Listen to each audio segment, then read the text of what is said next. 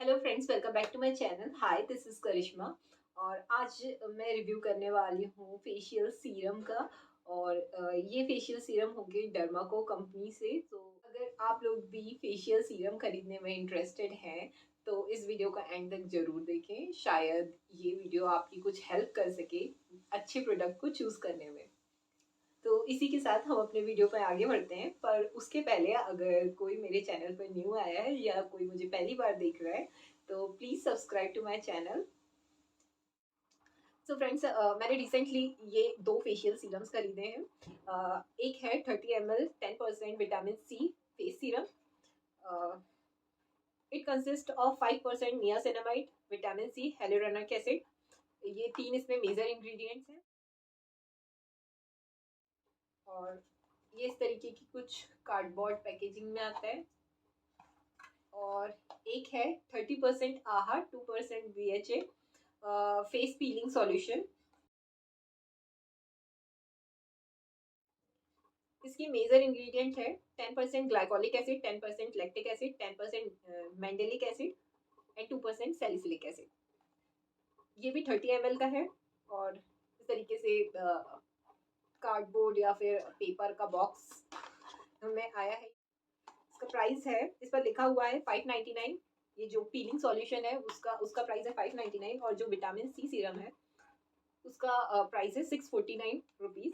पर ये जब कुछ ऑफर में चल रहे थे, जब मैंने इनको खरीदा, मैंने इन्हें परचेज किया था तो कोई मतलब कुछ ना कुछ ऑफर वैसे भी चलता रहता है। तो ये मुझे पड़े थे 1000 की। ये दोनों सीरम्स आए थे।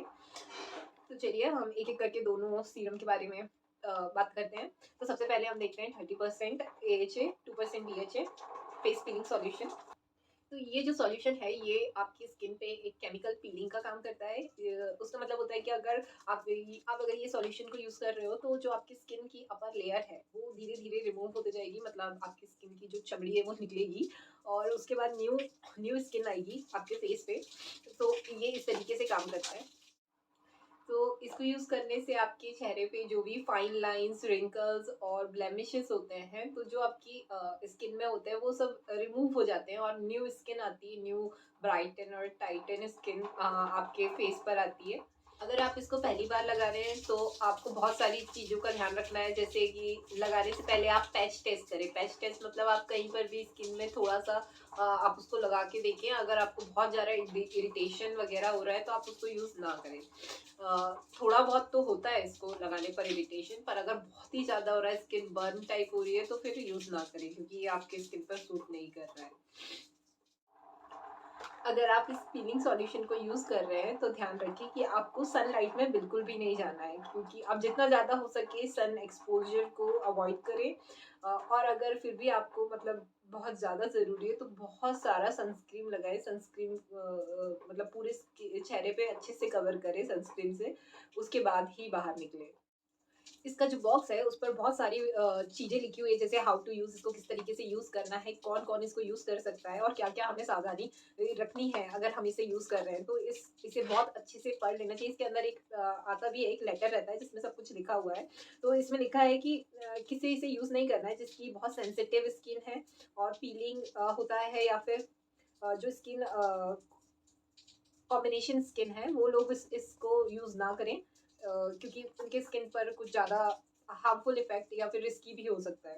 और अगर आप इसको यूज कर रहे हैं तो यहाँ पर कॉशन में लिखा हुआ है कि सन एक्सपोजर को में आपको निकलना नहीं है। उसके अलावा अगर आप इसको यूज कर रहे हैं तो आप किसी और सीरम को यूज ना करें। लाइक अगर आप दूसरे केमिकल चीजों को यूज करोगे तो कुछ और भी रिएक्शन हो सकता है। तो अगर आप इसको यूज कर रहे हैं तो बाकी चीजों को अवॉइड करें। सीरम्स या क्रीम्स जिनमें बहुत एक्टिव इंग्रेडिएंट्स होते हैं उनको बिल्कुल भी यूज ना करें। एक टाइम पर एक ही चीज को यूज करें।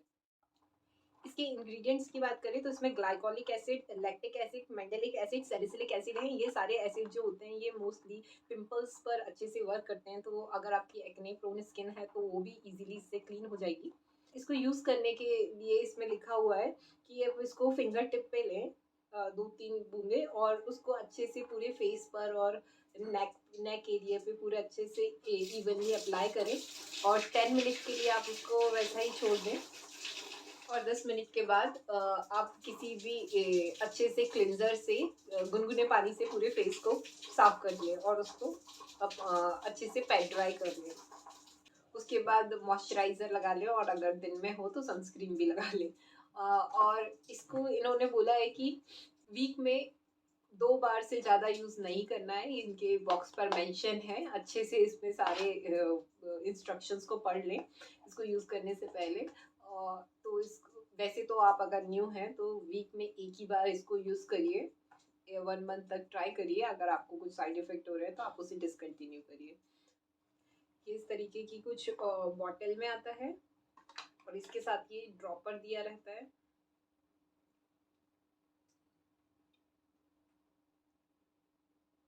इस टाइप का रेड कलर का कुछ लिक्विड दिखता है, ये piling solution. Now let's move toward our next serum, जो कि है 10% विटामिन सी सीरम। तो इसमें है 5% नियासिनामाइड, विटामिन सी और हेलुरोनिक एसिड, जो कि फेस के लिए बहुत अच्छा होता है।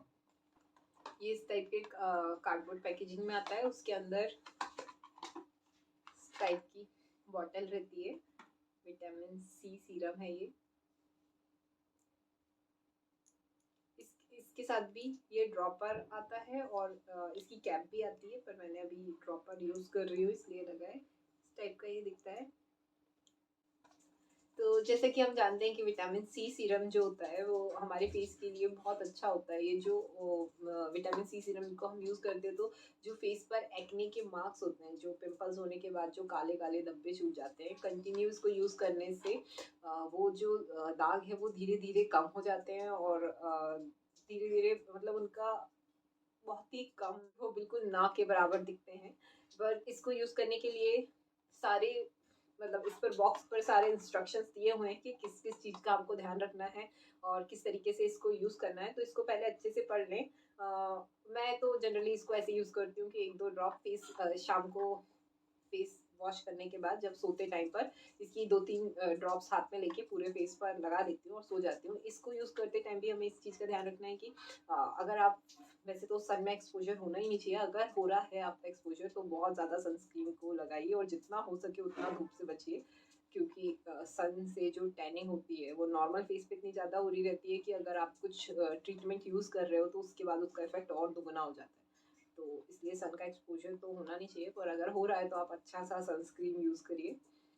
और इसमें लिखा हुआ है कि आपका अगर फेस गीला है तो गीले फेस पर इसको यूज़ नहीं करना है। और जो आपका जो आई एरिया है, ये जो इतना एरिया रहता है आँखों के आस-पास का, इसके पास भी इसको नहीं लगाना है। आपको इसको फेस पर, स्किन पर हर जगह लगाना है। ये इतना एरिया छोड़कर आपको इसको यूज़ करना है। अगर आपको बहुत ज़्यादा इरिटेशन हो रहा है अगर इसको यूज़ करने से, तो आप जितना जल्दी हो सके फेस को धो लें और फिर इसको यूज़ ना करें। इसमें यहाँ पर लिखा है हाउ नॉट टू यूज़।